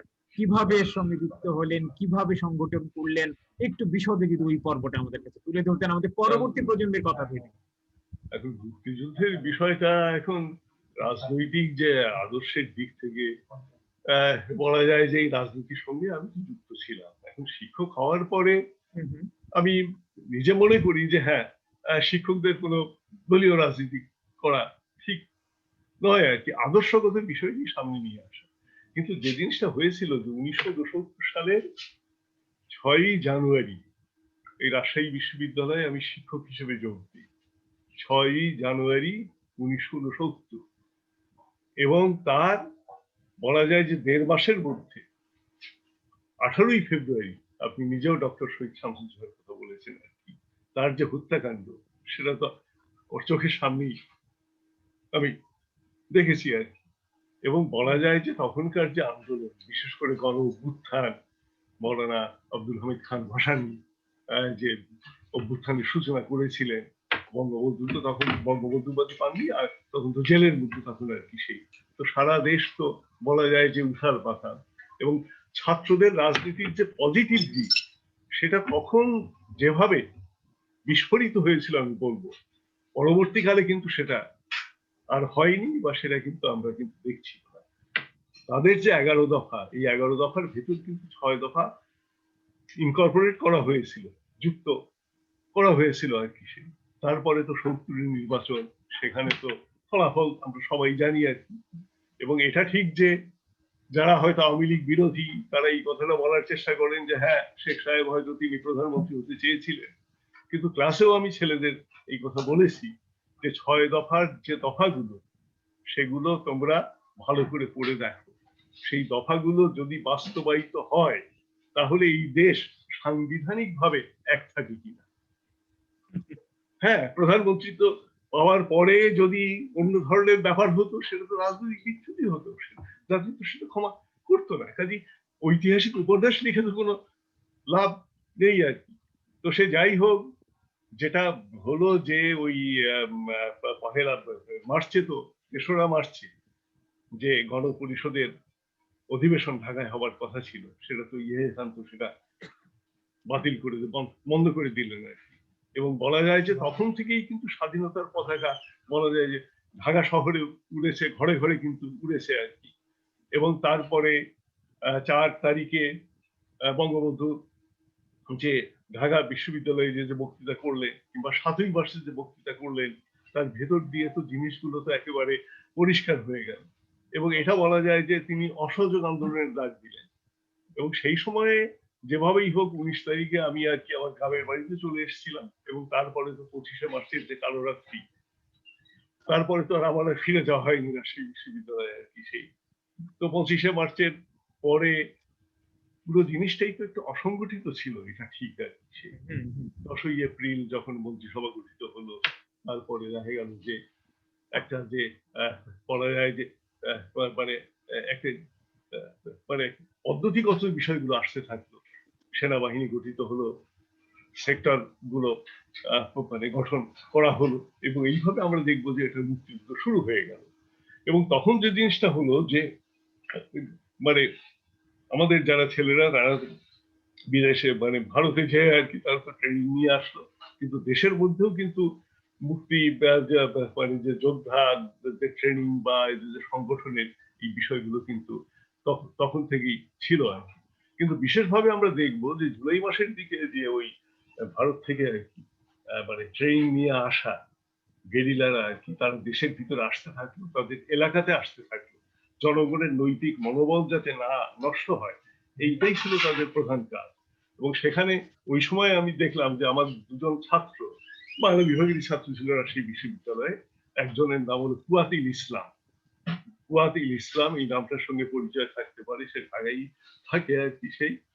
আর বজলুর রহমান বলে আর কি, এরা গেরিলা ট্রুপ নিয়ে তারা দেশের ভিতরে আসলো এবং ওয়াতিল ইসলামই বিশেষ করে আর কি সিরাজগঞ্জ থেকে একটি প্রেস নিয়ে আসলো এবং রায়গঞ্জ দৌলতপুর বলে একটি জায়গা ছিল, দুর্গম এলাকা, আমরা জেলাতেই আর কি, বেলকুচিতে আর কি, সেখানে আর কি সেই প্রেসটা সেখানে আর কি সেট করা হলো আর কি। এবং সেখানে বলা যায় যে ওই বাংলার বুক বলে যে পত্রিকা, সেখান থেকে আর কি বাংলার বুক পত্রিকাটা আমরা বের করার একটা ব্যবস্থা করলাম। তো এখন ওই সময়ে যারা ওই গেরিলা বাহিনীর যারা ট্রুপ কমান্ডার ছিল, বজলুর রহমান বা ওয়াতিল ইসলাম কিংবা আব্দুল মাদান বলেও রাজশাহী বিশ্ববিদ্যালয়ের ছাত্র আর কি, কেমিস্ট্রিতে পড়তো আর কি, সেও ওই সময় গেরিলা বাহিনী নিয়ে আমাদের অঞ্চলে ছিল। আর বিশেষ করে আমি আরেকজনের নাম বলবো, আব্দুল লতিফ মির্জা। পরবর্তীকালে সে মানে সংসদ সদস্য হয়েছিল, রাজত্ব করেছিল কিছুদিন, পরে আবার আওয়ামী লীগে যায়। লতিফ মির্জা কিন্তু দেশের ভেতরেই একটি মানে পলাশডাঙ্গা শিবির বলে একটি মুক্তিযোদ্ধা যে ক্যাম্প আর কি সে করলো এবং সেখানে তো এদের সঙ্গে আর কি আমার যোগাযোগ ছিল, বা এদের সঙ্গেই আমি ওই সময়টাতে থেকেছি আর কি। বা দৌলতপুরে আমি বেশ কিছুদিন ছিলাম ওই পত্রিকাটা প্রকাশ করার জন্য। এখন যেভাবেই হোক যুদ্ধ বিগ্রহ হয়তো সেরকম করতে পারি নাই, কিন্তু কথা হলো যে মুক্তিযুদ্ধকে তো আমি বলি এটা একটা জনযুদ্ধ। ছেলে মুক্তিযুদ্ধে গিয়েছে, ছেলের মা তার জন্য রোজা রাখছে, আমি মনে করি যে সেও মুক্তিযুদ্ধ করছে, রোজা রাখছে ছেলের মঙ্গল কামনায়। কাজে এটা ছিল একটা জনযুদ্ধ। কাজে সেখানে আবার অথবা XYZ এর আলাদা কোনো ব্যাপার না, আমরা একটা সামগ্রিক ভাবেই এই জিনিসটার সঙ্গে জড়িয়ে পড়েছিলাম এবং এই জন্য আমি মনে করি যে আলাদাভাবে আমাদের কারো কোনো কৃতিত্ব নেওয়ারও ব্যাপার নেই। আমি কোনো মুক্তিযোদ্ধা সার্টিফিকেটও নেই বা পরবর্তী সময়ে যে 2 বছর চাকরি বাড়ানো হলো, এই 2 বছর চাকরির যে সুযোগ, সেই সুযোগটাও কিন্তু আমি নেই। আমি মনে করেছি যে 44-45 বছর মাস্টারি করেছি, আর দরকার কি আমার আর কি। সরি আমি এই কথাগুলোকে আপনারাই আসলে সত্যিকার মুক্তিযোদ্ধা। আমি এখানে একটা তথ্য জানাতে চাই যে আপনারা অনেকেই হয়তো জানেন যে 14 ডিসেম্বর যে তালিকাটি করা হয়েছিল আমাদের বুদ্ধিজীবী হত্যার, সেই তালিকায় রাজশাহী বিশ্ববিদ্যালয় থেকে যাদের নাম ছিল মোজারুল ইসলাম, গোলাম মুর্শিদ, তার সঙ্গে আমাদের এই জুলফিকার মতিনের নামটাও ছিল। 10 জনের নাম ছিল আর কি, সেই 10 জনে গোলাম মুর্শিদ বা এরকম শরৎ কুমার সাহা, আব্দুল রাজ্জাক আমার বন্ধু, আবু সাইদ পরবর্তীকালে যে মন্ত্রী হয়েছিল, এরকম নাম ছিল যে এদের মিলিয়ে মেরে খেলতে হবে আর কি। এদের মধ্যে সবাই অবশ্য শেষ পর্যন্ত এক জায়গায় থাকি, সেটা ভিন্ন কথা। অনেক ধন্যবাদ। আমরা শেষের দিকে আসছি। সবশেষে আপনার কাছ থেকে এই যে স্বাধীনতার সুবর্ণ জয়ন্তী আমরা পালন করব আগামী বছর, 50 বছর পূর্তি হবে, এটাকে সামনে রেখে আপনার এই মুহূর্তের স্বদেশ ভাবনা, বাংলাদেশকে ঘিরে আপনার কি ভাবনা, কি স্বপ্ন, কি আপনার উপলব্ধি যদি একটু জানাতেন আমাদের। অগোছালো ভাবে অনেক কথাই হয়তো বলেছি, কার কোথায় কি লেগেছে না লেগেছে সেটাও জানি না, তারপর কথাবার্তা বলা মুশকিল। শোনেন, এখন সুবর্ণ জয়ন্তী আপনার জাতির প্রাণ প্রতিষ্ঠা করার একটা ব্যাপার আছে, সেই বোধটা, সেই নৈতিক শক্তিটা জাতীয় জীবনে মানে প্রবিষ্ট করানোটাই হলো বড় কথা। সেটা করলে আমি কত লাখ টাকা খরচ করলাম, কত কোটি টাকা পেলাম, আমি কয়টা বিল্ডিং বানালাম, কি আমি কি কি করলাম, রাস্তাঘাট, এগুলো কিন্তু অপ্রয়োজন। আসলে জাতীয় মানুষটাকে যে এটা পরিশুদ্ধ করা বা জাতীয় মানুষকে অনুপ্রাণিত করা, আমার মনে হয় যে আমাদের এই সুবর্ণ জয়ন্তীর সামনে সেটাই হলো বড় সমস্যা আর কি।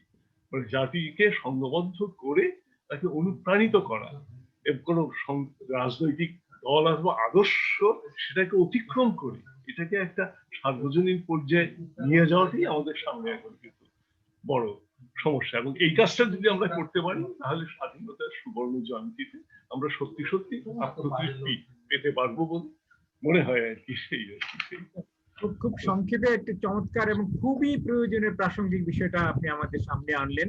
তো আমরা এখানে এই পর্বটা শেষ করছি। এর পরের পর্বে আমাদের সঙ্গে যারা যুক্ত হয়েছেন কয়েকজন, আমি তাদের কাছ থেকে জানতে চাইবো তাদের কোনো প্রশ্ন আছে কিনা আপনার সম্পর্কে, আপনার কাছে কোনো মন্তব্য আছে কিনা বা কোনো অনুভূতি। এখানে যারা আছেন আপনারা চাইলে এখন সেই পর্বটাতে শুরু করতে পারেন আর কি। আপনারা প্রশ্ন রাখতে পারেন সরাসরি তার কাছে। আপনাদের মাইক্রোফোনটা আনমিউট করে আপনাদের মন্তব্য বা যে কোনো বক্তব্য এখানে প্রকাশ এই করতে পারেন। কিভাবে কি করতে হবে হ্যাঁ, এখানে কি বলেন? আচ্ছা, আমি যন্ত্রপাতি নিয়ে তো খুব কিছু না না অসুবিধা নেই, আপনারটা ঠিক আছে। আমি একজন শাহরিয়ার মঈন চৌধুরীকে দেখতে পাচ্ছি, ওনার মাইক্রোফোনটা অন হয়ে আছে। আপনি কি কিছু বলতে চাচ্ছেন এখন? না, শাহরিয়ার মঈন চৌধুরী তো আমার ছোট ভাই, সেও কিন্তু লেখক। ইকরিয়া চৌধুরীর কথা বলেছি, ইমতিয়াজের কথা বলেছি, কিন্তু তার কথাটা বলিনি। তো সেও লেখালেখির সঙ্গে। আচ্ছা, আমরা তাহলে শাহরিয়ার মঈনের কথা দিয়ে শুরু করি আমাদের আলোচনা পর্ব। শাহরিয়ার মঈন, প্লিজ আপনি আপনার বক্তব্যটা একটু রাখুন। হ্যালো, বল কি বলবি? অধ্যাপক জুলফিকার মতিন মোটামুটি 12 বছর আমার জানা মতে 1955-56 সাল থেকে উনি লেখালেখিতে জড়িত। দীর্ঘ লেখালেখির বিপুল লেখার ভান্ডার ওনার জমা হয়েছে, অনেক সাহিত্য আমরা পড়েছি। আমরা চাচ্ছি যে এখন এই বাংলা একাডেমির উদ্যোগে রচনাগুলি আছে এটা যাতে একটা পাঠকদের একটা আকর গ্রন্থ হিসাবে দেওয়া যায়, এই ব্যাপারে কোনো উদ্যোগ নেওয়া হচ্ছে কিনা আমাদের বিশেষত বাংলা একাডেমির জন্য আমার একটা অনুরোধ থাকবে। এই ব্যাপারে কোনো এটা তো বাংলা একাডেমির ব্যাপার, তারা করবে না করবে তার সঙ্গে আমার অনেক ধন্যবাদ এই প্রসঙ্গটা তোলার জন্য। কারণ আজকের অনুষ্ঠানও বাংলা একাডেমির কেউ দেখছেন, আমি জানি তারা দেখছেন এটা, এবং এটা আজকে তো রেকর্ড হচ্ছে, ইউটিউবে থাকবে, আরো অনেকেই দেখবেন। এমনকি মহাপরিচালকের কাছেও যাওয়ার কথা, তিনিও আমার এই অনুষ্ঠানে এসেছিলেন আর কি। ফলে এটা একটা গুরুত্বপূর্ণ বিষয়। আমি মনে করি এত বিচ্ছিন্ন ভাবে জিনিসগুলো না থেকে যদি একত্র করা যায়, দুই মলাটে মাঝখানে আনা যায় রচনা হিসাবে, সেটা একটা বড় কাজ হবে। একটু কথা বলি ব্যক্তিগত ভাবে এবং আমাদের প্রতিষ্ঠানের পক্ষে যা করা সম্ভবের জন্য আমি মনে করি সেই চেষ্টাটা আমি অবশ্যই করবো। আর ধন্যবাদ শাহরিয়ার মঈন চৌধুরী। এই প্রসঙ্গে আমি একটা কথা বলি। বাংলা একাডেমি এটা তো বলা যায় যে 21শে ফেব্রুয়ারি ভাষা আন্দোলনের একটা ফলাফল, এবং 1954 সালে যে নির্বাচনে মুসলিম লীগের প্রতি অনাস্থা প্রকাশ করে এদেশের মানুষ যুক্তফ্রন্টকে ভোট দিয়েছিল, সেই একুশ দফাতে কিন্তু বাংলা একাডেমি প্রতিষ্ঠার কথা ছিল, এবং তার ভিত্তিতেই কিন্তু বাংলা একাডেমি প্রতিষ্ঠিত হয়, এবং এটা একটা স্বায়ত্তশাসিত প্রতিষ্ঠান হিসেবেই প্রতিষ্ঠিত হয়েছে। কিন্তু 1980 সালের পরে আমার যতটুকু জানা, দেখা যায় যে স্বায়ত্তশাসিত প্রতিষ্ঠান হিসেবে এর মর্যাদা যে কতটুকু আছে জানি না আর কি। সেই কাজেই বাংলা একাডেমির যে উদ্দেশ্য বা যে লক্ষ্য নিয়ে স্থাপিত হয়েছিল, এখন সেটাকে যথাযথভাবে রাখাটাই হলো বড় কথা আর কি। সেই ধন্যবাদ। এখানে অস্ট্রেলিয়া থেকে যুক্ত হয়েছেন একজন এহসানুল কবির, তিনি বাংলা সাহিত্যেরই খুব মেধাবী ছাত্র। এহসান, তুমি কি কিছু বলতে আগ্রহী বা বলার মতো অবস্থায় আছো? ওর এখানে অনেক রাত, এখন ওর এখানে প্রায় 2-2:30 বাজে। এহসান কি শুনতে পাচ্ছ? হ্যাঁ, এহসান শুনতে পাচ্ছে, তার মাইক্রোফোন অন হয়েছে। প্লিজ তুমি কিছু বলো। প্লিজ হ্যাঁ, না আমার আসলে বিশেষ কিছু বলার নাই। শুনলাম এতক্ষণ, খুব ভালো লাগলো। আর আর এরকম অনুষ্ঠানে আপনি যে আসলেন এবং আমাদেরকে আপনার ব্যক্তিগত অভিজ্ঞতা এগুলো শেয়ার করলেন, আপনার যে অনিচ্ছা এবং নিজের কথা নিজে বলার পক্ষে যে সংকোচ, এগুলো কিছুটা থাকলেও পরে যে আপনি আমাদেরকে শোনালেন, এটা আমাদের খুব উপকার হলো। আমি নিজে ব্যক্তিগতভাবে খুবই ঋদ্ধ হলাম। তো আপনার প্রতি কৃতজ্ঞতা, শুভেচ্ছা। আপনাকে ধন্যবাদ। কি আসলে হয় কি যে কথা বলে মাস্টারি করেছি, তো অনেক কথাই তো সারা জীবন ধরে বলা হয়েছে, কিন্তু কথা বলার সময় হয়তো সব সময় পরিমিতিবোধ থাকে না। তো সেজন্য আমি যাই হোক এটা খবর প্রার্থীও বটে আর কি। সেই আর বয়সও হয়েছে। আচ্ছা, আমাদের জুমে আরো দুজন আছেন, অলভ্য চৌধুরী, তিনি বেশ আগ্রহের সঙ্গে দেখছেন মনে হয়। আমরা অলভ্য চৌধুরীর কাছে কিছু শুনতে চাই, যদি তিনি ইচ্ছে প্রকাশ করেন। হ্যালো, সরি, আমাকে কি শোনা যাচ্ছে? হ্যাঁ, শোনা যাচ্ছে। হ্যাঁ, সরি, আমার আসলে তেমন বিশেষ প্রশ্ন নাই। আমি দেখলাম যে ইনফ্যাক্ট মতিন কাকু হয় আমার। তো আমি দেখলাম যে ঠিক আছে আমি দেখি মহসিন কাকুর হচ্ছে বক্তব্য কোনো সময় শোনা হয়নি, আমি জাস্ট এমনি আগ্রহ নিয়ে শুনলাম।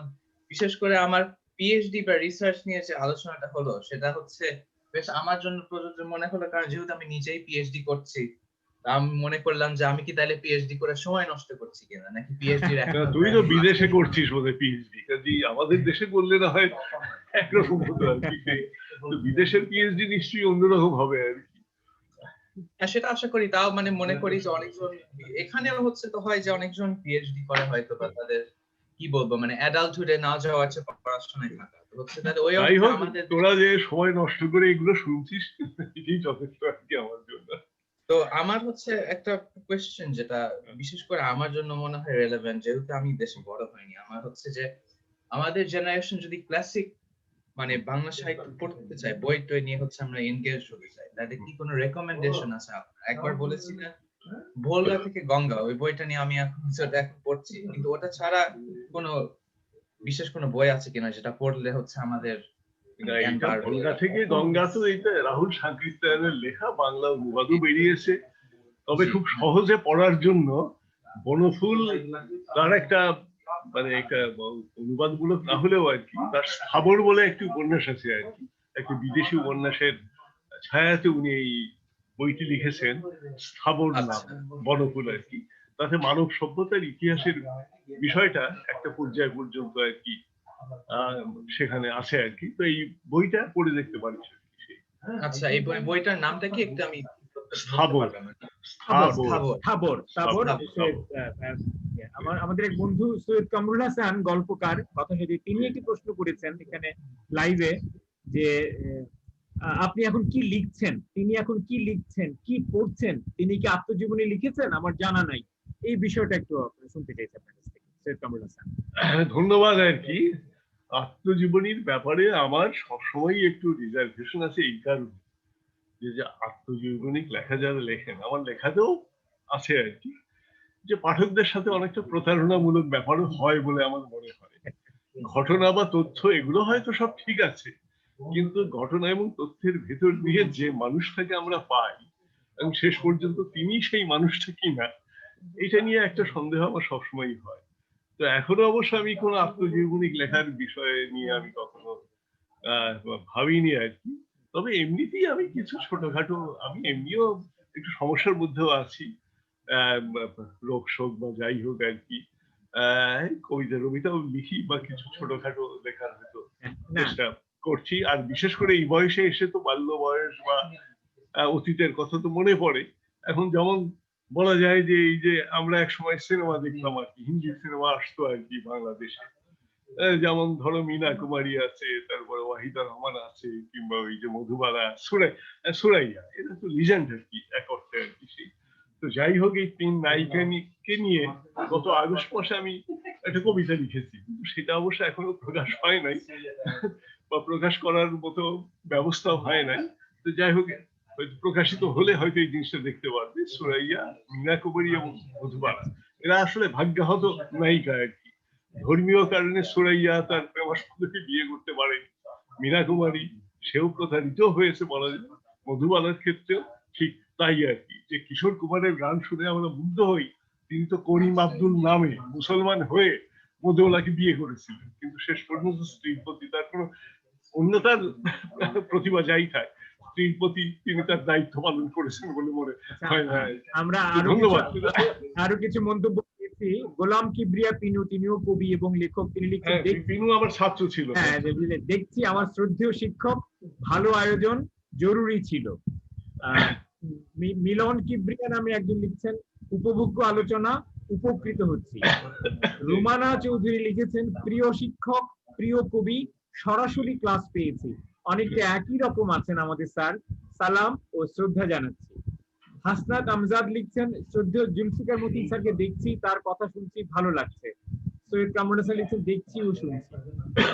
এই কথা মন্তব্য পেয়েছি, আপনি যদি কিছু প্রতিক্রিয়া রাখেন। না, এরা সবাই প্রায় আমার ছাত্র, আমার স্নেহভাজন, কাজে শিক্ষকের প্রশংসা এখন তারা করছে, ভালো লাগছে। যাই হোক, তোমরা ভালো থাকো, তোমাদের কল্যাণ হোক আর কি। তোমাদেরও বয়স হয়েছে, সবকিছু আমাদের এখানে মাহি আবরার নামে একজন আছেন আমাদের জুমে এই সভা কক্ষে। মাহি আবরা যদি কিছু বলতে চান তাহলে আমি মনে করি এখন আপনি মাইক্রোফোনটা আনমিউট করে কিছু বলতে পারেন। মাহি আবরার, হ্যাঁ কিছু বলবেন তিনি। আচ্ছা বল। ভালো লাগছে। আমি তো অত বোদ্ধা কেউ নই, কিন্তু এই আলোচনাগুলো শুনতে খুব ভালো লাগে। অনেক কিছু জানতে পারি, শিখতে পারি। আপনাকে অনেক ধন্যবাদ। আপনার কথাগুলো খুবই ভালো লেগেছে। ভালো থাকবেন আপনি। না, আজকাল তো সেভাবে গুছিয়ে কথা বলা হয় না, বলতে পারি না। হয়তো যে সব কথা আমি যেভাবে বলতে চেয়েছিলাম হয়তো আমি বোঝাতেও পারিনি। তো যা হোক, তুমি বলছি, তারপর তোমার বয়স অনেক কম হচ্ছে। তোমরা ভালো থাকো, তোমাদের কল্যাণ। আচ্ছা, অনেক ধন্যবাদ। আমাদের আলোচনা প্রায় শেষ, তবু আরেকবার আমি সুযোগ দিচ্ছি এখানে জুমে যারা আছেন তারা যদি আর কোনো মন্তব্য বা প্রশ্ন করতে চান এখন সেই সুযোগটা নিতে পারেন। মিশুক, তুমি কিছু বলতে চাও? মিশুক আমার কো-হোস্ট, আমার সহযোগী। হ্যাঁ, আচ্ছা তাহলে ঠিক আছে, আমার এখান থেকে আর কোনো মন্তব্য নেই। আপনার একটা লেখা পড়ে শোনানোর কথা ছিল সব শেষে। আমরা লেখাটা ঠিক আছে, লেখা একটা পড়ছি। না আরো পড়বেন। লেখাটা শোনার পরে আপনার একটা উপসংহার মন্তব্যের ভিতর দিয়ে আজকে আমরা না সময় অনেক আমাকেও আমার বাসাতে একটু সমস্যার ব্যাপার আছে। হ্যাঁ জানি, এই জন্য লেখা পড়ে মানে একটা লেখা একটু পড়তে চাই। হ্যাঁ, 1963 সালের দিকে আমি যখন কলেজের ছাত্র, তখন এই কবিতাটা লিখেছিলাম আত্মচরিতের ভূমিকা। তো যাই হোক, আজকাল তো কবিরা খুব ছোট ছোট কবিতা লেখেন, আমার কবিতা একটু দীর্ঘ, যাও 2-2.5 মিনিটের বেশি হয়তো লাগবে না। কোনো অসুবিধা নেই, প্লিজ আপনি পড়েন। আত্মচরিতের ভূমিকা। সমুদ্র চাইনি হতে রত্ন গর্ভ, মুক্ত হিরে পান্নার স্বপ্ন আমি জানি না কেমন। বালুকা বেলায় দুহাতে নেড়েছি নুড়ি মুঠো মুঠো করে, আকাশ হতেও প্রবৃত্তি হয়নি কখনো। কেননা পৃথিবী আর পৃথিবীর পাহাড় প্রান্তর বন আকাশেরই একান্ত আলো। সূর্য থেকে আলো ঝরে, মেঘ হতে বৃষ্টি ঝরে, সে তো শুধু পৃথিবীর নিতান্ত আপদ। তেমন মহৎ কিছু, তেমন সুন্দর কিছু যোগ্যতার দামে কেনা বড়ই কঠিন, বিশেষত যখন আমি বেকার, অসমর্থ, অপদার্থ যুবক। পদ্ম পাকে জন্মে বটে, সব পাকে তা বলেই নয়। যে পাকে হয় না পদ্ম, সে পাকেরই আমি এক উত্তরাধিকার। সেখানেই লালিত আমি, তারই পরিচিতি বয়ে বয়ে ফিরি।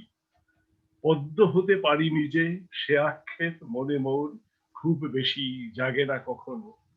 অবশ্য যেমন শৃগাল পেয়েছে প্রবোধ আঙুরের টক স্বাদ ভেবে, তেমনটি নয়। যা কিছু আমার তার সব আমি পেতে চাই একান্ত নিজের করে। সমস্ত পৃথিবী জুড়ে যেন মূর্ত হয়ে ওঠে তার স্বর, তারই স্পর্শ পাই যেন ফাল্গুনি সবুজ পাতায়, বিহ্বল দুপুরে যেন ভেসে আসে তারই ঘাস, ঘাসের উঠান বেয়ে আমার শরীরে। আমার অস্তিত্ব সে তো অন্ধকার রাতের এক কৃষ্ণ বিড়াল, শুধু চোখ জ্বলে থাকে সারাক্ষণ খুঁজে পেতে সঠিক বিস্তার। অবিবেকী নির্লজ্জতা মানে না মামুলি স্বাধীনতা, সারাক্ষণ জ্বলে থাকে অচেনা আশায়।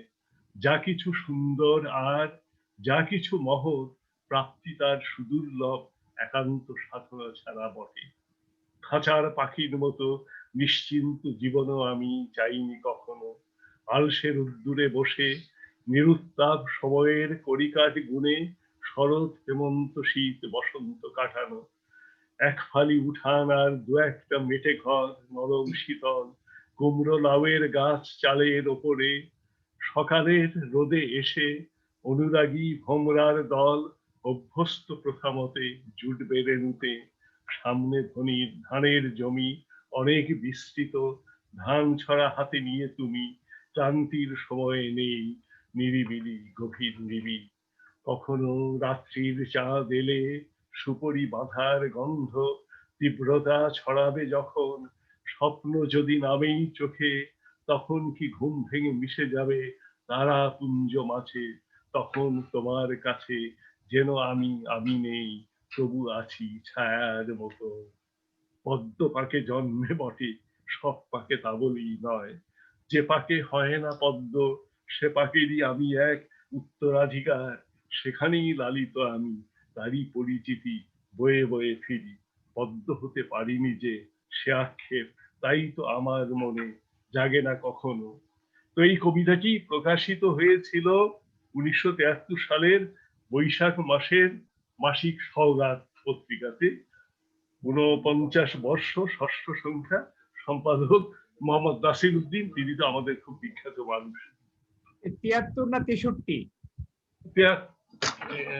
না, এটা 73, এটা বোধ হয় আসলে মফস্বলের লোক তো কবিতা পাঠালে ছাপাতে তো বহু সময় লাগতো আর কি, সেই আর কি। অনেক ধন্যবাদ সম্পাদক আপনাকে। ছাড়া আপনাকে একটা তথ্য সেই। দেই, আজকে যারা যারা অনুষ্ঠান দেখছে অনেকেই দেখছেন, পৃথিবীর বিভিন্ন জায়গা থেকে দেখছেন।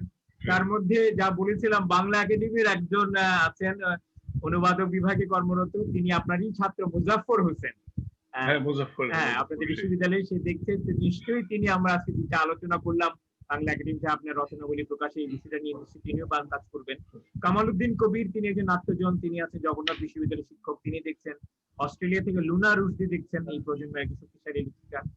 সৈয়দ কামরুল হাসানের কথা আগেই বলেছি। চট্টগ্রাম বিশ্ববিদ্যালয়ের ইংরেজি বিভাগের চেয়ারম্যান মাইনুল হাসান চৌধুরী, আমাদের বন্ধুস্থানীয়, তিনিও দেখছেন। ফলে এরকম অনেকেই অনুষ্ঠানটা দেখছেন। ফলে আমার মনে হয় তারা আজকে নানাভাবে উপকৃতই হয়েছে আপনার কথায়, আপনার। যাই হোক, তারা গুণীজন, তাদের সামনে যদি কোনো মানে কিছু খারাপ কিছু করে থাকি, তারা আমাকে ক্ষমা করে দেবেন। যাই হোক, আমরা শেষ করব। সব শেষ করার আগে আপনার একটা আনুষ্ঠানিক উপসংহার মন্তব্য পেতে চাই। তো আজকাল যা হয়, একটা মিডিয়ার যুগ, এখন যেভাবেই হোক আর কি, আপনারা আমার সঙ্গে যোগাযোগ করেছিলেন, মানে আমি এতটা ঠিক এইভাবে আশা করিনি আর কি, এইটুকু বলবো। আলম খোরশেদ, আপনি পরিচিতিতে আছে যে লেখক ও অনুবাদক, আমি মনে করি যে লেখক অনুবাদক দেওয়ার কোনো দরকার নেই, লেখক অনুবাদকও লেখকই আর কি। তখন অনুবাদ করতে গেলে লেখক নিজেকে হতেই হয় আর কি, সেই আর কি।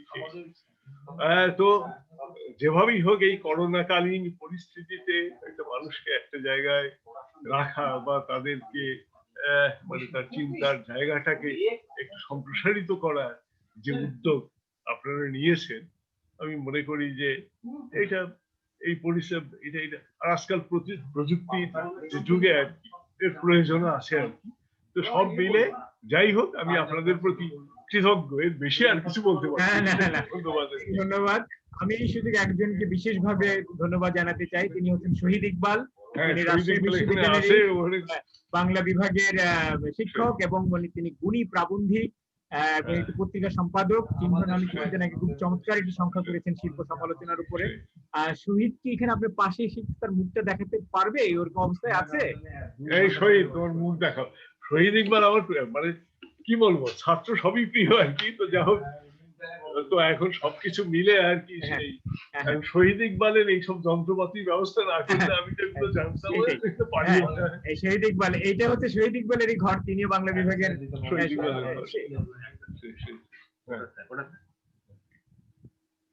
তোমাকে দেখতে যাচ্ছে।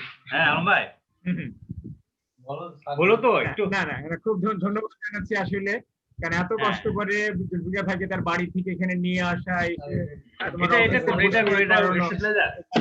সত্যি খুব অসাধারণ একটা ভূমিকা তুমি রাখলে আজকের জন্য। সবার পক্ষ থেকে আনুষ্ঠানিক ভাবে ধন্যবাদ জানাচ্ছি। ঠিক আছে, তোমার ভাবি তো বাসায় কেউ নাই।